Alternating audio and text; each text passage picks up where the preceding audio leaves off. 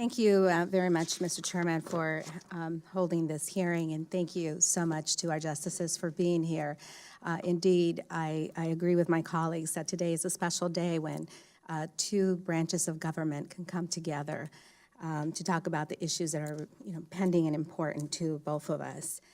We want to make sure that you have the resources that you need to carry out your constitutional duties and apply the law fairly. Justice, right? Liberty and justice for all. As we discuss salaries and expenses for the Supreme Court, we have entered a new era where women are taking their place in the House of Congress, in the Senate, as clerks, and as you yourself have stated, that you have a large number of women now that you have hired on.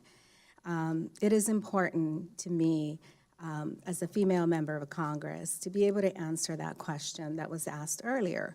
How do we know, without an inspector general, how do we know how many cases of misconduct actually exist? And I'm not probing as to relating to justices, but as a whole, we all have peers, right?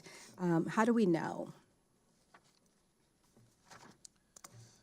The Chief Justice and the Judicial Conference have taken this issue very seriously in the last couple of years, and a working group was formed to examine the practices of the entire federal judiciary, and the working group delivered its report with some very substantive recommendations, and it is my understanding that those are being implemented. I am not aware of particular problems on the Supreme Court itself, but I certainly can assure you that all of the justices are aware of this potential problem, and if it were to come to our attention that there were any problems along these lines involving anybody who works across in the Supreme Court building, we would not sit back. We would take action that's appropriate.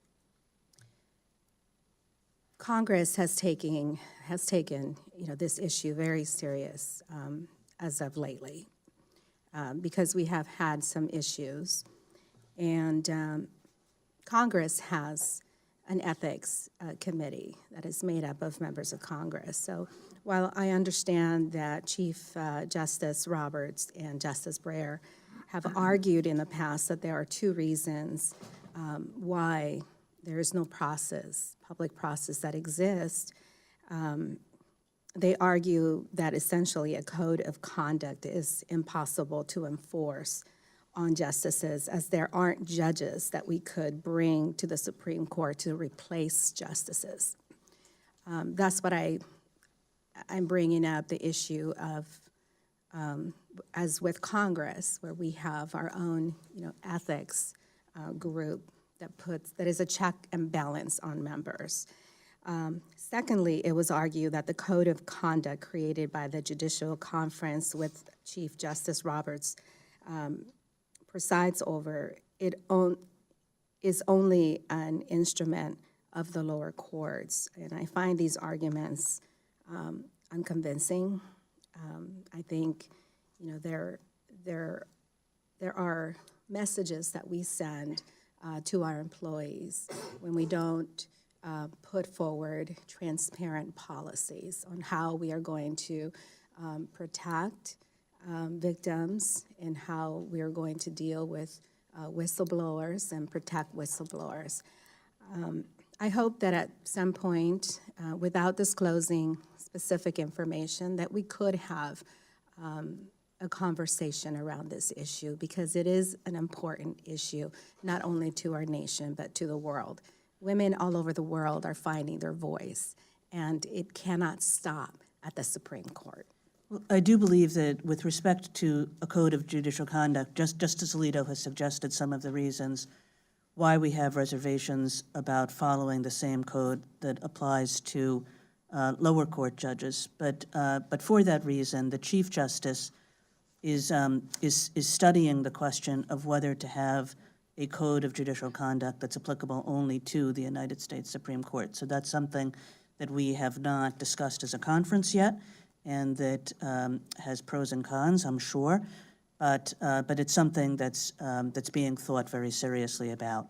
And then with respect to the sexual assault issue in particular, as it relates to the entire judicial branch, this is something which I think that the Chief Justice has been really proactive in getting a wonderful committee together of judges and circuit executives, court executives, and the final recommendations, I believe, are going to be voted on this spring, that the Circuit Conference is going to vote on a set of recommendations, which do many of the things that you said, not just make clear what conduct is forbidden, but also protect against retaliation and make the processes for reporting very streamlined, or much more streamlined than they've been. And of particular concern in the judicial branch, I think that there's been some reservations about you take people take seriously that the sort of confidentiality of a chambers, but making it quite clear that that confidentiality gives way when people are reporting sexual misconduct, and so taking that off the table with respect to these kinds of allegations.